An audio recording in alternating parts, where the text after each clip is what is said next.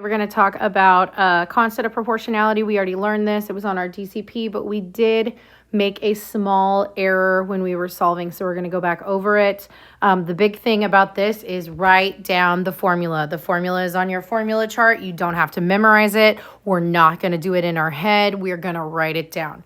So keyword here is going to be constant of proportionality. If it says those words, we're going to go to our formula chart. We're going to go to our reference materials and we're going to look it up. And it's going to say K equals Y divided by X. That's what it's going to tell you. You don't, again, have to memorize it. You're literally going to look it up. Okay, once you look it up, and again, you're going to see these words. You don't have to guess. It's going to say those words, constant of proportionality.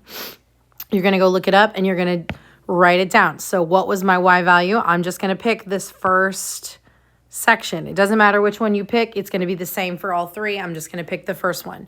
So what was my Y value? My Y value was 15. What was my X value? My X value was 5. What is 15 divided by 5? 15 divided by 5 is 3. Again, I label my cowboy and horse. If you needed to, you could put 15 in the house, boots and hats at the table, and 5 goes outside. 5 people can't sit in one chair, but they can sit in 15 chairs 3 times. So the constant of proportionality for this table is 3. You'll notice that letter A is in reverse. So what do you think happened to people that chose letter A? Letter A, they picked a Joe Schmo because they picked the X value over the Y value. Okay, and so we need to make sure that we are dividing in the correct order. Remember, we don't have to memorize it. Y value is going to go on top, and so we had to put 15 on top. Again, if you had chosen one of these other sections of my table, I'll show you over here to the right, I'm still just going to have the exact same answer. 21 is my Y value, 7 is my X value, 21 divided by 7 is still 3.